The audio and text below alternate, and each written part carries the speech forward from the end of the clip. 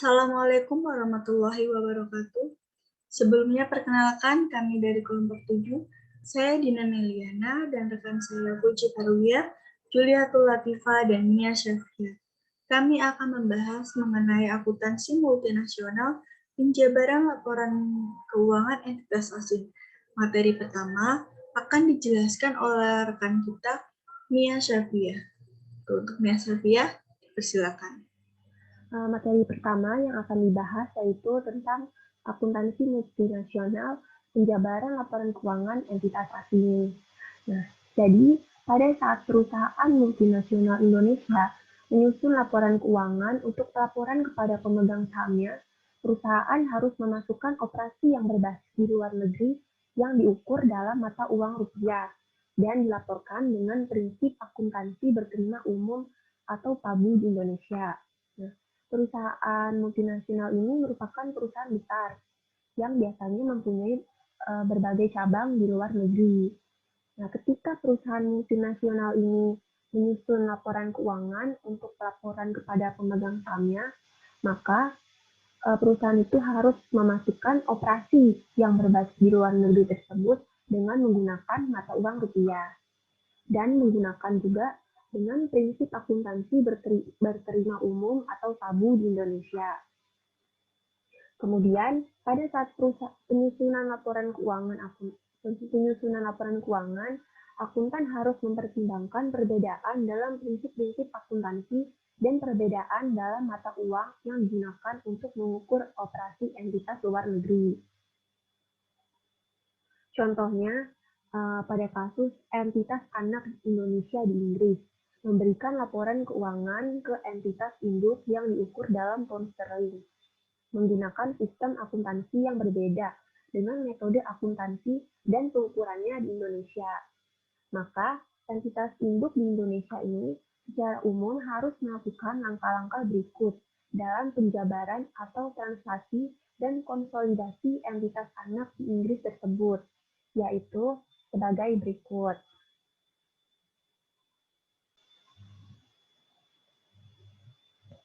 Yang pertama, menerima laporan keuangan entitas anak Indonesia yang dilaporkan dalam bentuk pound sterling.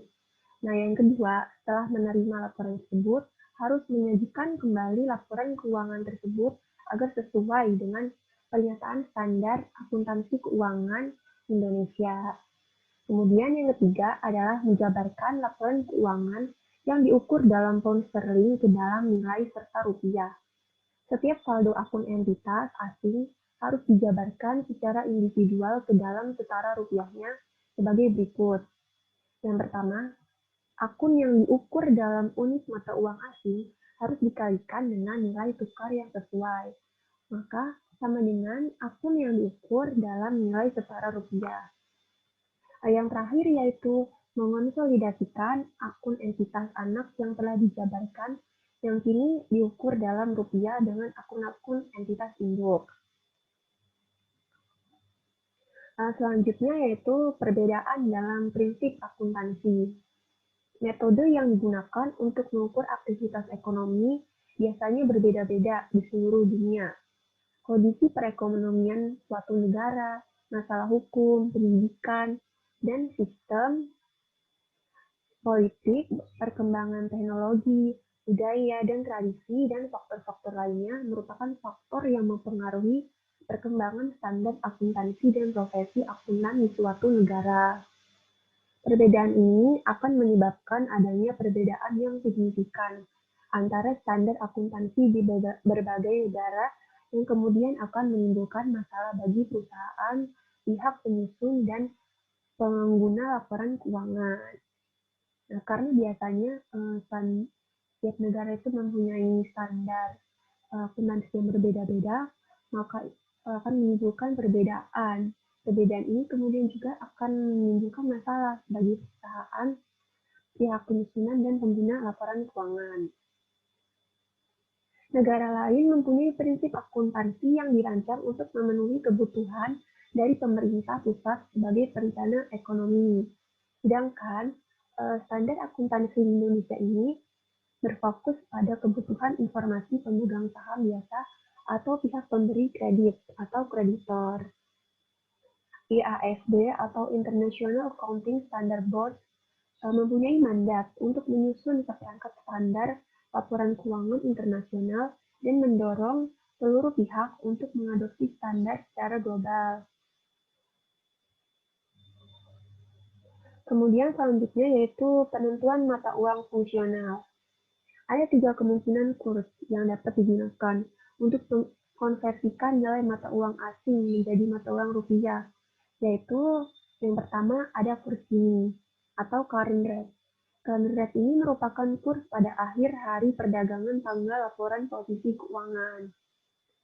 Yang kedua yaitu ada kurs historis atau historical rate, yaitu merupakan kurs yang sudah ada pada saat transaksi awal berlangsung, seperti kurs pada tanggal aset diperoleh atau liabilitas yang timbul. Yang ketiga yaitu kurs rata-rata atau average rate.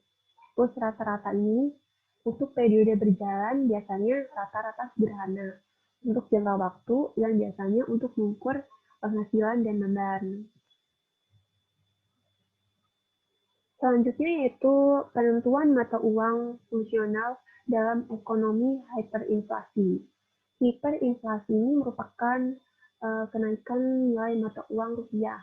Hyper di sini berarti yang sangat berat. Berarti di sini adalah inflasi yang sangat besar-besaran jika terjadi pada ekonomi. PSAK memutuskan bahwa volatilitas dalam mata uang asing dengan hiperinflasi mendistorsi laporan keuangan jika mata uang asing dipergunakan sebagai mata uang fungsional entitas asing. Maksudnya volatilitas di sini yaitu adalah volatilitas itu naik turunnya harga falas di pasar finansial. Nah, oleh karena itu, dalam kasus operasi entitas yang berada dalam hiperinflasi, mata uang pelaporan dari entitas induk di Indonesia rupiah harus digunakan sebagai mata uang fungsional entitas asing. Jadi, jika terjadi hiperinflasi ekonomi, maka entitas yang berada dalam hiperinflasi tersebut harus menggunakan mata uang rupiah. Pengecualian ini mencegah nilai aset dan perubahan laporan laba rugi yang tidak realistis jika ekonomi hiperinflasi tersebut diabaikan dan prosedur penjabaran normal yang digunakan. Sebagai contoh, asumsikan bahwa entitas ABAK di luar negeri membangun gedung dengan biaya 1 juta peso pada saat kurs adalah Rp500 per 1 peso. Kemudian diasumsikan karena adanya hiperinflasi di negara entitas anak di luar negeri tersebut, maka kursnya menjadi turun yaitu sebesar Rp0,05 per 1 peso. Nilai gedung yang dijabarkan pada saat dibangun dan setelah hiperinflasi adalah sebagai berikut. Nah, di sini ada jumlah pesonya 1 juta. Kursnya, ketika kursnya 500, maka jumlah yang dijabarkannya adalah 500 juta. 500 juta ini dari 1 juta dikali 500 rupiah. Nah, setelah terjadinya hiperinflasi atau setelah hiperinflasi ini, nilai tukarnya menyusut jadi 0,05. Maka jumlah yang dijabarkan adalah sebesar Rp50.000, turun dari harga tanggal konstruksi tersebut. Jumlah yang dijabarkan setelah hiperinflasi tidak mencerminkan nilai pasar atau biaya historis dari gedung tersebut. Oleh karena itu, PSAK harus mengharuskan penggunaan rupiah sebagai mata uang fungsional dalam kasus hiperinflasi untuk memberikan stabilitas dalam laporan keuangan. Maka di sini, jadi kalau misalnya terjadi hiperinflasi, PSAK ini harus menggunakan mata uang rupiah. Kemudian, selanjutnya yaitu penjabaran versus pengukuran kembali laporan keuangan asing. Terdapat 2 metode yang berbeda untuk menyajikan kembali laporan keuangan entitas ke dalam rupiah, yaitu yang pertama ada penjabaran atau yang biasa dikenal dengan transaksi laporan mata uang fungsional entitas asing ke dalam rupiah. Untuk menjabarkan laporan keuangan, perusahaan akan menggunakan kurs kini yang merupakan kurs pada tanggal laporan posisi keuangan. Untuk mengkonversikan mata uang lokal dari saldo akun pada laporan posisi keuangan ke dalam rupiah. Kemudian metode yang kedua adalah metode pengukuran kembali atau remeasurement. Laporan mata uang entitas asing ke mata uang dijabarkan jika mata uang fungsionalnya ini bukan rupiah. Nah, jika mata uang fungsionalnya adalah rupiah, maka tidak diperlukan penjabaran lagi. Pengukuran kembali adalah penyajian kembali dari laporan keuangan entitas asing dari mata uang lokal yang digunakan entitas ke mata uang fungsional entitas asing. Pengukuran kembali hanya diperlukan jika mata uang fungsional berbeda dengan mata uang yang digunakan untuk pembukuan dan pencatatan entitas asing. Jadi, jika terjadi perbedaan antara pembukuan dan pencatatan entitas asing, maka harus dilakukan pengukuran kembali atau remeasurement. Kemudian selanjutnya yaitu penjabaran laporan keuangan mata uang fungsional menjadi mata uang pelaporan perusahaan Indonesia. Penjabaran dilakukan dengan menggunakan kurs ini untuk semua aset dan liabilitas. Kurs ini merupakan spot rate pada tanggal laporan posisi keuangan, pos laporan laba rugi pendapatan, beban, keuntungan dan kerugian harus dijabarkan dengan kurs pada tanggal terjadinya transaksi yang mendasari. Akun-akun ekuitas pemegang saham selain saldo laba akan dijabarkan dengan kurs historis. Saldo laba entitas anak yang dijabarkan akan tercatat ke depan dari periode sebelumnya dengan tambahan laba periode berjalan dan dividen yang diumumkan selama periode berjalan. Dividen dijabarkan dengan kurs pada tanggal pengumuman atau tanggal deklarasi. Pos yang menyeimbangkan sisi debit sama dengan sisi kredit pada neraca saldo yang dijabarkan disebut dengan penyesuaian penjabaran. Selanjutnya yaitu penjabaran laporan keuangan dari penyesuaian penjabaran. Penyesuaian penjabaran akibat dari proses penjabaran adalah bagian dari laba rugi komprehensif untuk periode yang bersangkutan. Laba rugi komprehensif termasuk semua perubahan ekuitas selama periode yang bersangkutan, kecuali perubahan yang diakibatkan dari investor oleh pemiliknya dan distribusi ke pemiliknya. Ada beberapa alternatif format penyajian untuk laba rugi komprehensif. Laporan bentuk tunggal, peningkatan laba rugi gabungan yang pertama, menyajikan item-item penghasilan komprehensif lain. Penyajian dua laporan yang pertama, menyajikan perhitungan laba neto dalam satu laporan, dan kemudian laporan terkait yang dimulai dalam laba rugi neto dan merekonsiliasi ke laba rugi komprehensif dengan melaporkan item penghasilan komprehensif lain secara terpisah. Penyajian ini digunakan oleh banyak perusahaan dan hanya menyajikan item-item yang merupakan bagian dari penghasilan komprehensif lain dalam schedule akumulasi penghasilan komprehensif lain di dalam laporan keuangan konsolidasi ekuitas pemegang saham. Kemudian selanjutnya akan dilanjut oleh teman saya, Puji Tarwiyah.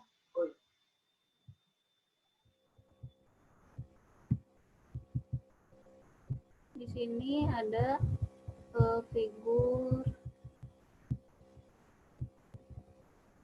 12/12. Ini adalah datanya. Teman-teman bisa lihat di tabel yang disediakan. Mungkin bisa next.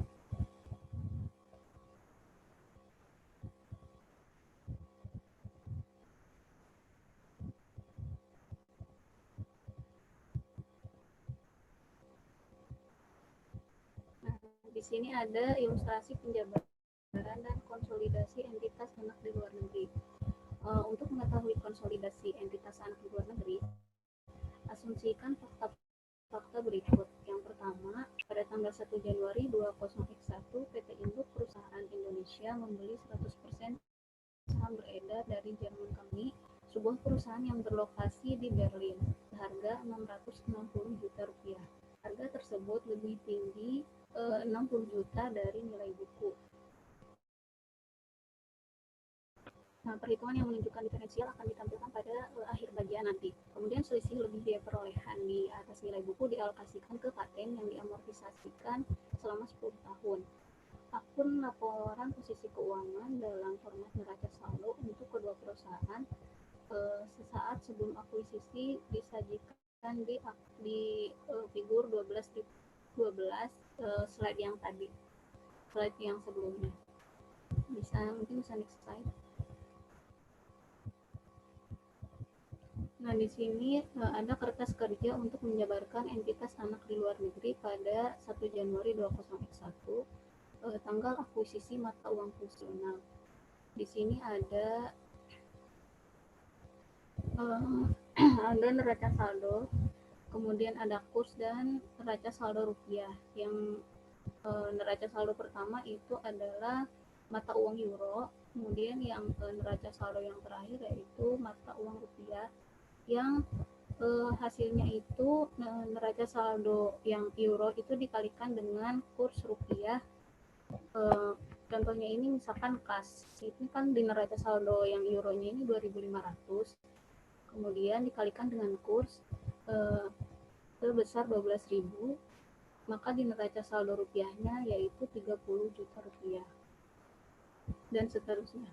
Bisa next slide.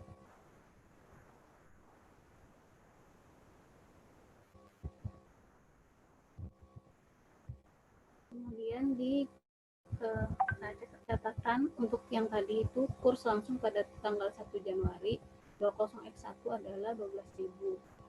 Nah, mata uang lokal Jerman Company adalah euro, yang juga merupakan mata uang fungsional.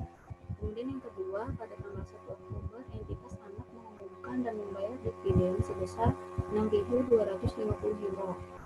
Kemudian yang ketiga, entitas anak 42 juta dari transaksi dengan perusahaan Indonesia pada saat kurs sebesar per 1 euronya itu sama dengan 12.000 rupiah. Nah, entitas anak masih memiliki mata uang asing tersebut pada tanggal 31 Desember 2021. Kurs spot langsung yang relevan rupiah ataupun per 1 euronya adalah bisa dilihat oleh teman-teman tampil di sini pada tanggal 1 Januari 2021. Kurs rupiahnya yaitu 12.000 rupiah. Kemudian pada tanggal 1 Oktober 2021 kurs rupiahnya itu sebesar 13.600. Kemudian pada 31 Desember 2021 kurs rupiahnya sebesar 14.000 rupiah, dan rata-rata dari kurs tersebut sebesar 13.000. Selanjutnya yaitu tanggal akuisisi kertas kerja penjabaran. Adapun ayat jurnal yang dibuat untuk mencatat pembelian 100% saham Jerman Company adalah sebagai berikut. Pada tanggal 1 Januari 2021, pada investasi pada saham Jerman Company di debit sebesar 660 juta rupiah dan kas di kredit sebesar 660 juta rupiah. Ini adalah jurnal untuk pembelian saham Jerman Company. Next slide.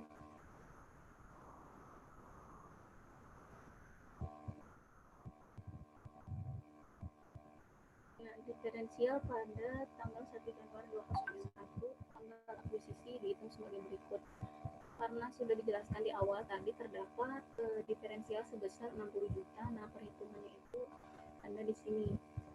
Bisa dilihat di tabel biaya perolehan investasi sebesar 660 juta dan nilai buku investasi yaitu modal saham biasa ditambah dengan saldo laba Jerman Company sebesar 480 juta ditambah 120 juta, maka totalnya 600 juta. Kemudian presentase saham Jerman Company yang diakui PT Induk, karena PT Induk 100% membeli saham di Jerman Company, maka dikali dengan 100%, hasilnya ini mohon maaf salah tulis, harusnya 600 juta.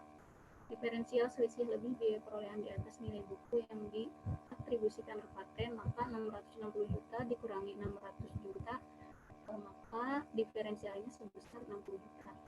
Next.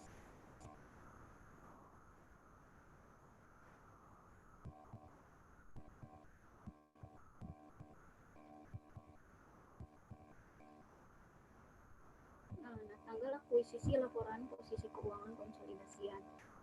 Ayat jurnal eliminasi adalah sebagai berikut.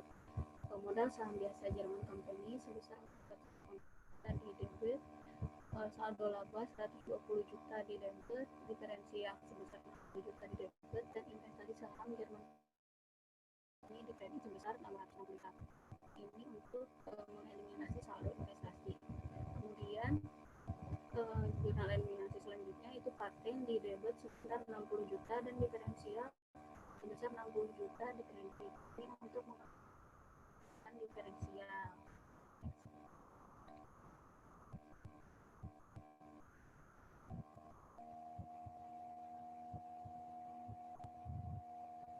Setelah tanggal akuisisi, penyebaran neraca saldo akuisisi pada entitas anak di luar negeri ada figur 12.004 tanggal 1 Januari 2021 kertas kerja untuk laporan posisi keuangan konsolidasian, tanggal akuisisi 100%, pembelian saham ada harga di atas nilai buku. Mungkin teman-teman bisa lihat di tabel ini, tinggal dimasukkan data-data yang tadi. Bisa next slide.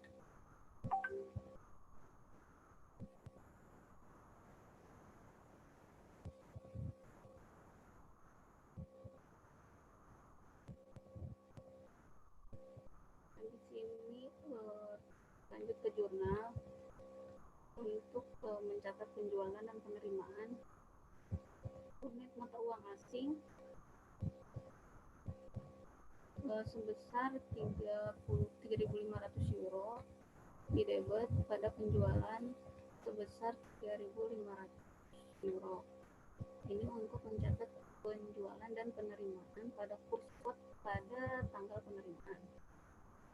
Pada saat euro 3.500 itu sama dengan 42 juta rupiah dibagi dengan kurs sebesar 12.000 rupiah. Kemudian jurnal selanjutnya kerugian transaksi mata uang asing sebesar 500 euro di debit dan unit mata uang asing di kredit sebesar 500 euro. Ini untuk menyesuaikan akun yang didenominasikan dalam unit mata uang asing ke kurs ini, yaitu 42 juta rupiah dibagi dengan 14.000 rupiah. Hasilnya 3.000 euro dikurangi saldo ke slide sebelumnya, dikurangi dengan saldo sebelum disesuaikan sebesar 3.500 euro, maka 3.000 dikurangi 3.500, maka terjadilah kerugian transaksi mata uang asing sebesar 500 euro.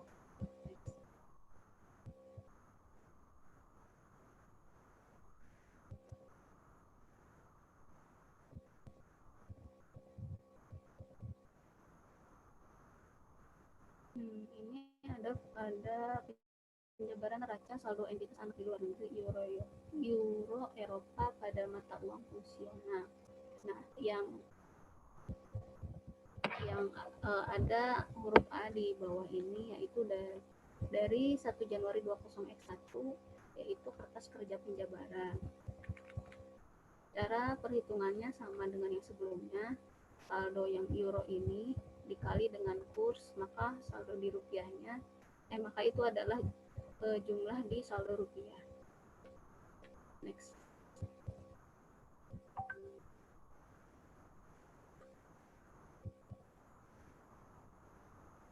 Kemudian ini ada beban penjualan sebesar 50.000 euro dikurangi beban pokok penjualan sebesar 22.500 euro dikurangi beban operasi sebesar 14.500 euro. Kemudian karena tadi terjadi kerugian transaksi sebesar 500 euro dimasukkan, maka laba neto sebesar 12.500 euro. Kemudian tabel di bawah ini adalah pembuktian penyesuaian penjabaran per 31 Desember 20X1 Euro Eropa adalah mata uang fungsional.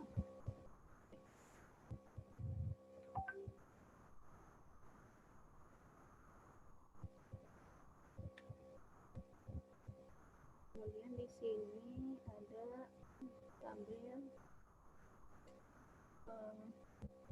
sebagai contoh laporan posisi keuangan entitas anak yang dijabarkan pada awal tahun. Ini adalah perubahan dari laporan keuangan yang sudah mengalami penjabaran. Itu. Nah, bisa diperhatikan bahwa angka 110 juta ini adalah saldo kredit dalam rangka untuk membuat laporan posisi keuangan seimbang yang di tabel ketiga di bawah. Next.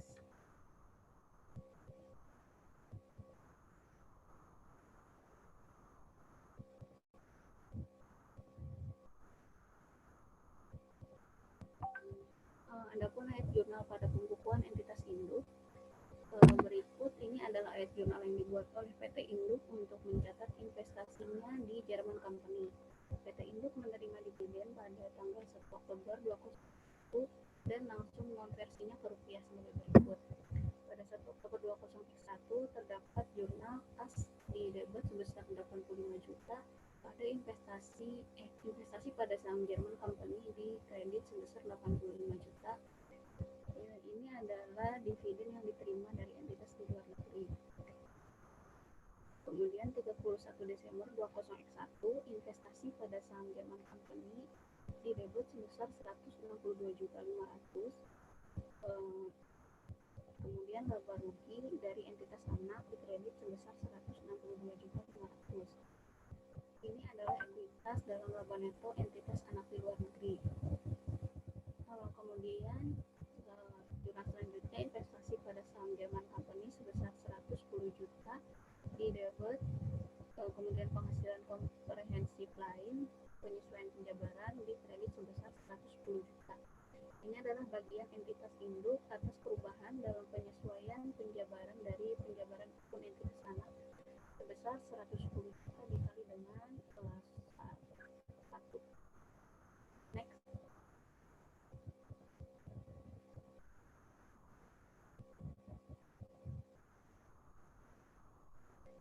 Selanjutnya akan dilanjutkan oleh Dina.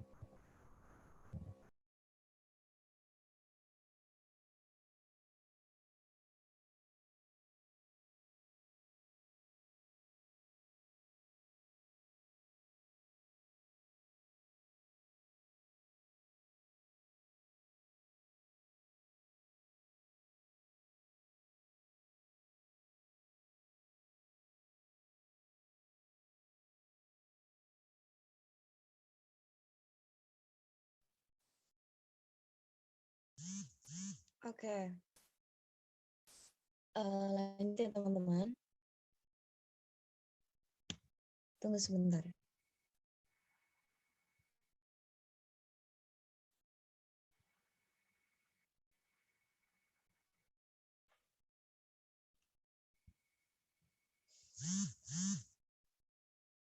Oke, lanjut di sini ada materi tentang diferensial.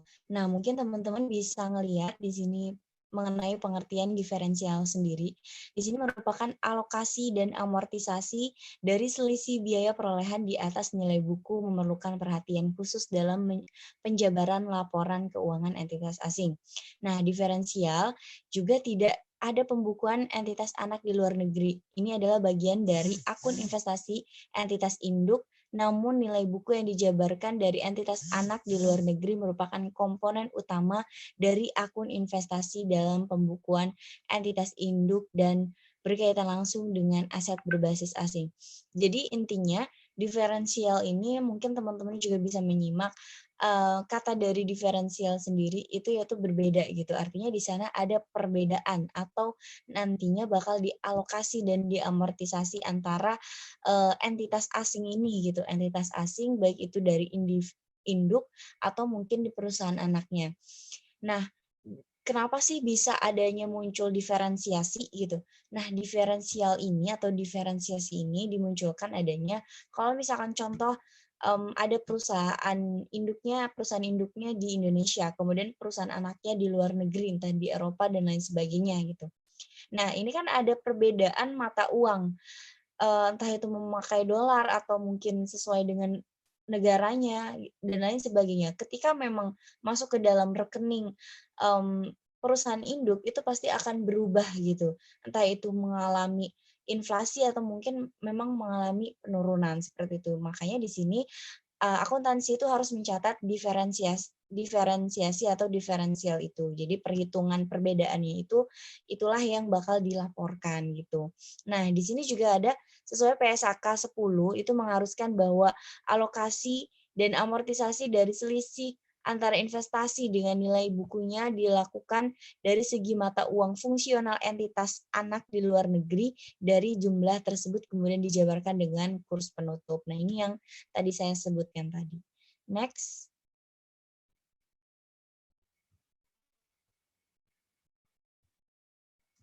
Ya, lanjut di sini ada contohnya nih teman-teman. Contohnya di sini ada PT Induk itu mengamortisasi paten selama 10 tahun. Nah, amortisasi paten ini contohnya sebagai berikut. Contoh di sini itu laporan laba rugi. Ini menggunakan euro Eropa itu 5.000, kemudian kurs penjabarannya 12.000, jadi dirupiahkan itu senilai 60.000. Begitu juga di diferensial awal tahun, kemudian di sini ada yang namanya amortisasi di periode tersebut.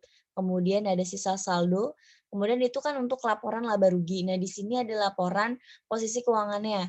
Sisa saldo pada tanggal 31/2012 di bulan Desember itu dijabarkan dengan nilai demikian. Nah, ini teman-teman bisa langsung menghitungnya karena memang kurs penjabaran ini disesuaikan dengan kurs yang sekarang gitu. Jadi tidak asal untuk menjabarkan.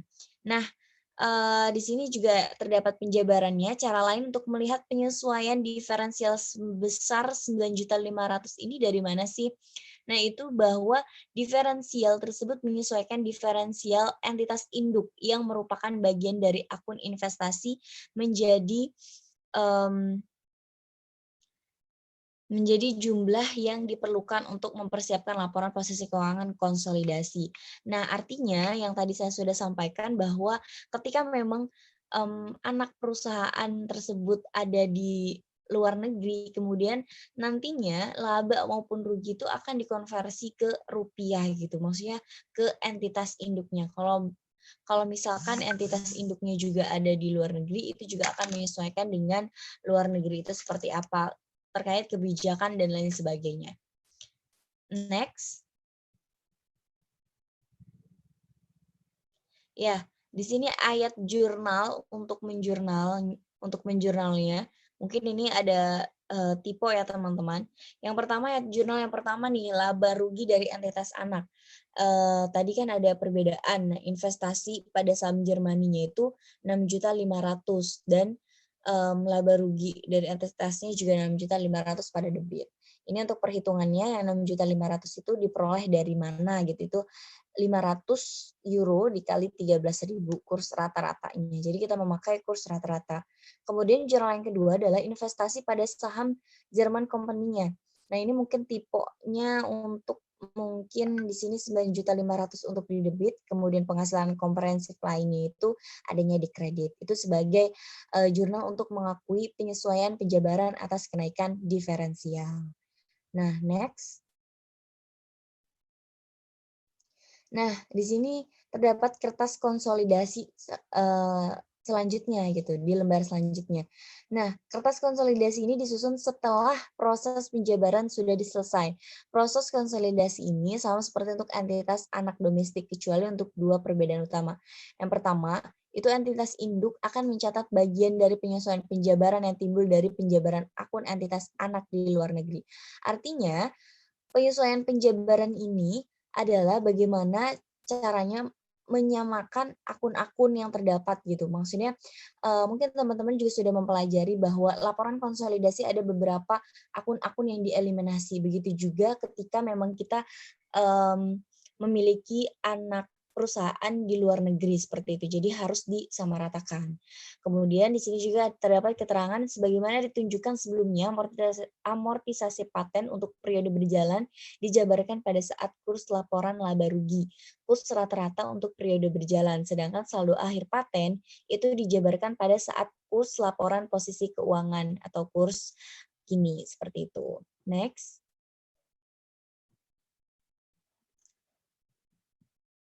Oke, di sini kepentingan non pengendali pada entitas anak di luar negeri. Nah, kalau misalkan kita mengetahui ya, kalau misalkan di laporan konsolidasi itu terdapat kepentingan pengendali dan kepentingan non pengendali. Nah, sekarang yang kita bakal bahas adalah mengenai kepentingan non pengendali terhadap entitas di luar negeri.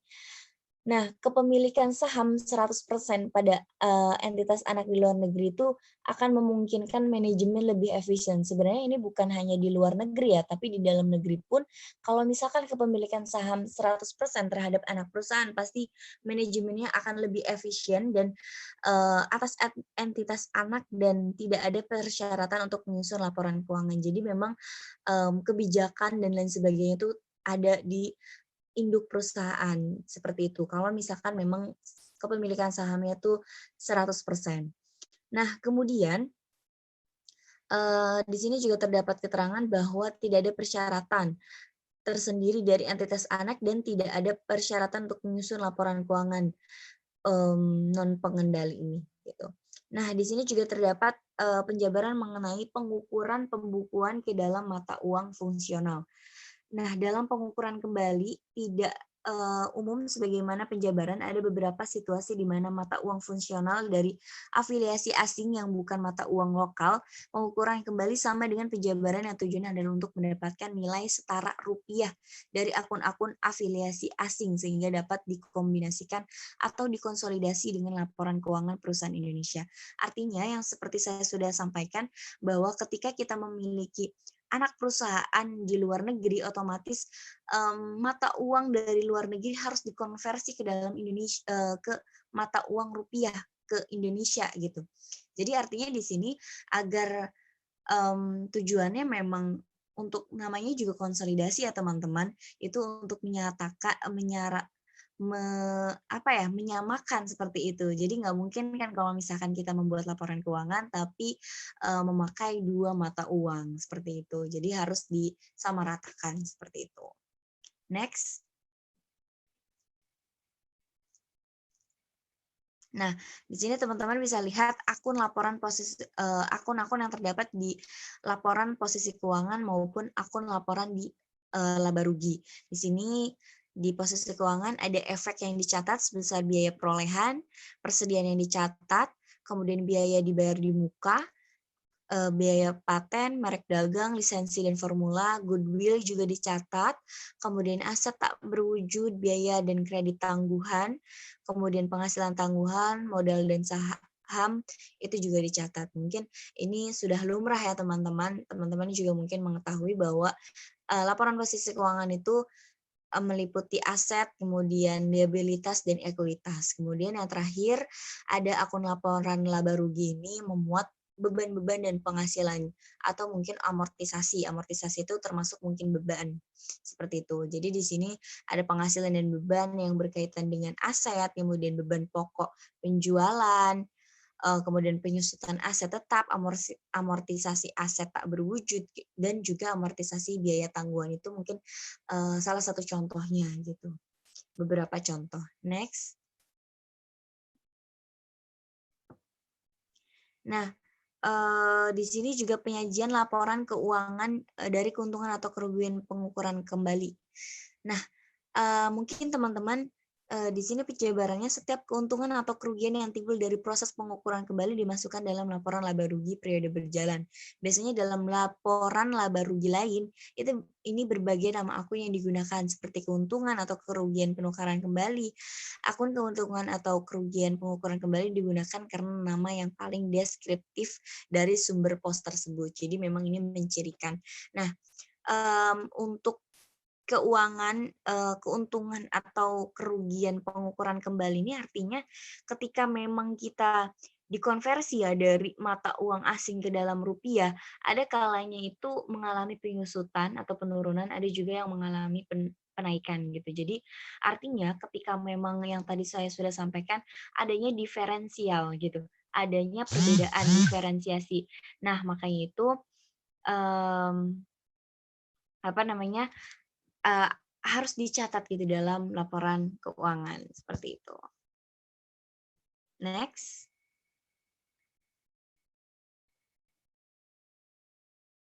Oke, mungkin selanjutnya ini akan disampaikan oleh Dina Meliana, teman saya. Silakan Dina.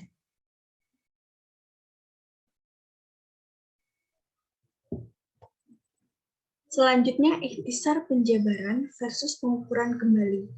Pada saat mata uang fungsional adalah rupiah, maka pos non-moneter pada laporan posisi keuangan akan diukur kembali menggunakan kurs historis.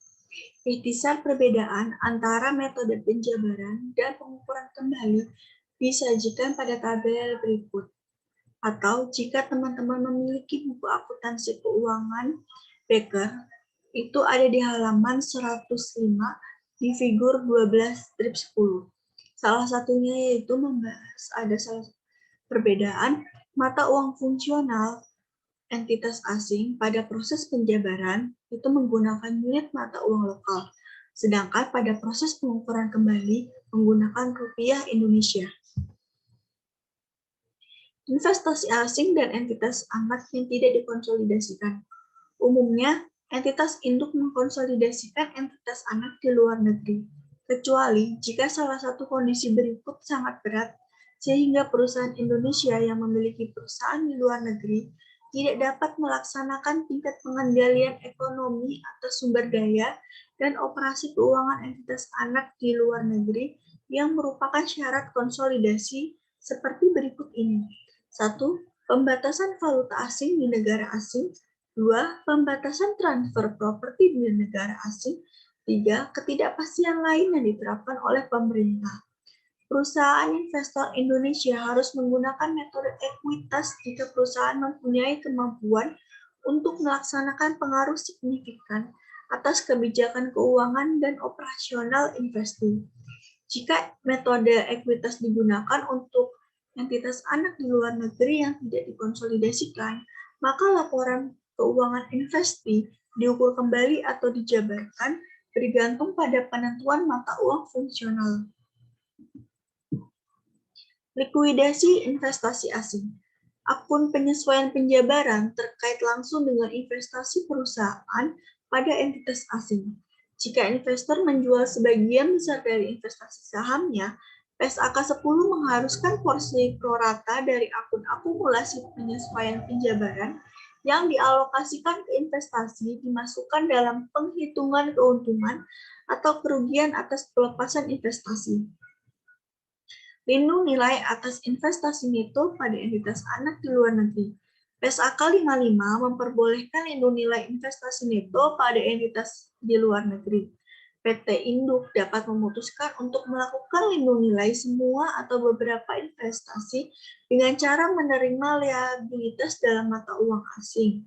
PT Induk dapat melakukan lindung nilai dengan investasi neto dengan melakukan forward exchange contract untuk menjual euro atau perusahaan dapat mengeluarkan liabilitas berbasis mata uang euro. Persyaratan pengungkapan. PSAK 10, pengaruh kurs valuta asing mensyaratkan keuntungan atau kerugian transaksi mata uang agregat rugi yang akan diungkapkan secara terpisah dalam laporan laba rugi atau dalam catatan yang menyertainya. Jika tidak diungkapkan sebagai pos satu baris pada laporan laba rugi, Pengungkapan ini biasanya merupakan satu kalimat catatan kaki yang meringkas operasi asing suatu perusahaan. Selain itu, PSAK 10 mensyaratkan pengungkapan catatan kaki dari perubahan kurs yang terjadi setelah tanggal laporan posisi keuangan dan pengaruhnya terhadap transaksi mata uang asing yang belum diselesaikan jika signifikan. Kasus pengukuran kembali. Kertas kerja konsolidasian selanjutnya.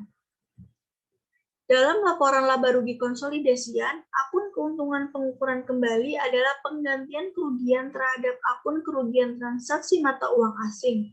Keuntungan ini dilaporkan dalam bagian laba rugi lain dari laporan laba rugi. Dalam laporan laba rugi konsolidasian, akun keuntungan pengukuran kembali adalah penggantian kerugian terhadap akun kerugian transaksi mata uang asing. Dalam contoh ini, menghasilkan keuntungan neto sebesar 3.500.000 dari 10 juta dikurang 6.500.000. Keuntungan ini dilaporkan dalam bagian laba rugi lain dari laporan laba rugi. Proses konsolidasi yang tersisa identik dengan proses untuk entitas anak domestik. Catat bahwa paten sebesar 54 juta yang ditampilkan pada laporan posisi keuangan konsolidasian adalah bagian yang belum diamortisasi dari jumlah awal 60 juta. 54 juta ini didapat dari 60 juta dikurang 6 juta. Tidak ada penyesuaian khusus yang diperlukan untuk paten tersebut pada saat menggunakan proses pengukuran kembali. Adapun ayat jurnal eliminasi adalah sebagai berikut. Teman-teman bisa melihat ada 4 jurnal eliminasi. Maksudnya itu ada pembuktian keuntungan selisih kurs pengukuran kembali.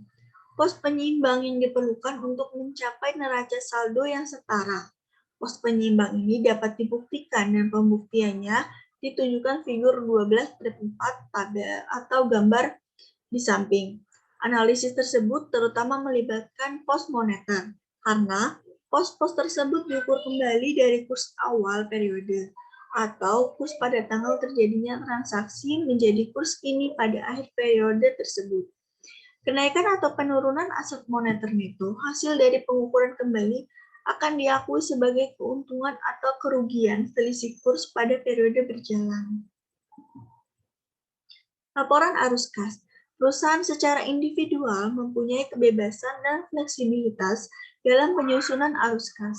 Aturan umum adalah bahwa akun-akun yang dilaporkan dalam laporan arus kas harus disajikan kembali dalam rupiah menggunakan kurs yang sama dengan yang digunakan untuk tujuan laporan posisi keuangan dan laporan laba rugi. Oleh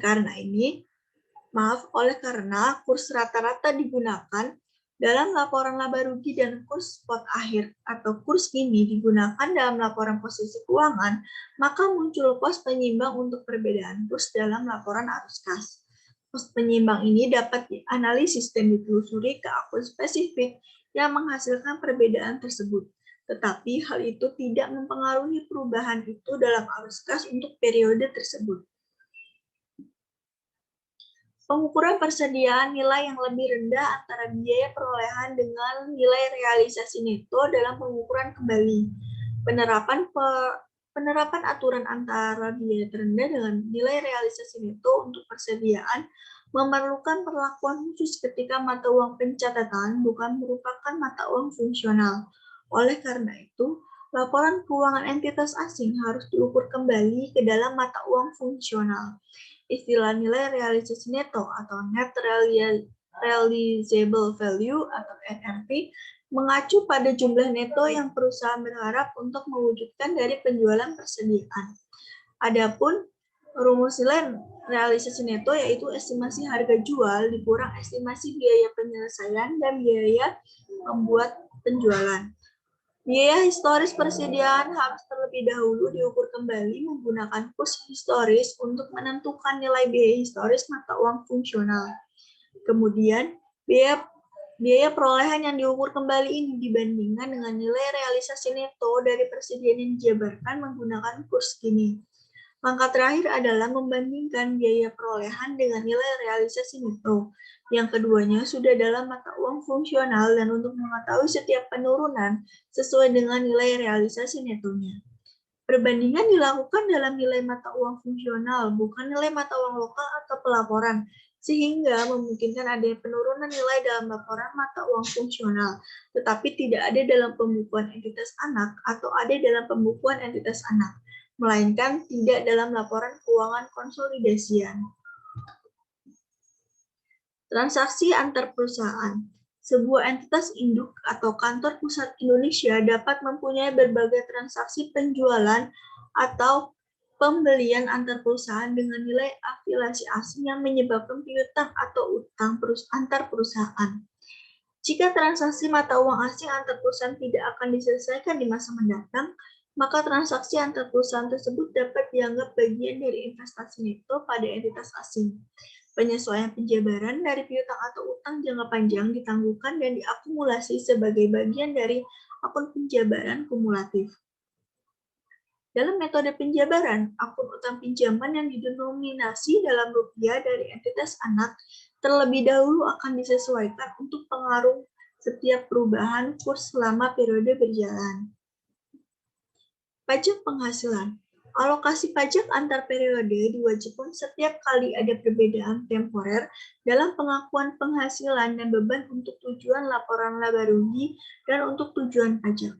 Keuntungan dan kerugian selisih kurs dari transaksi mata uang asing mengharuskan adanya pengakuan pajak tangguhan jika dimasukkan dalam laba rugi, tetapi tidak diakui untuk tujuan pajak dalam periode yang sama.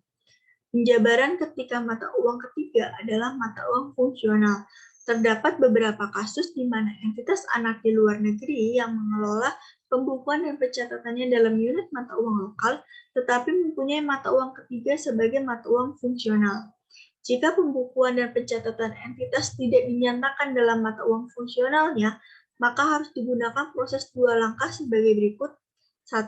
Mengukur kembali laporan keuangan entitas anak ke dalam mata uang fungsional.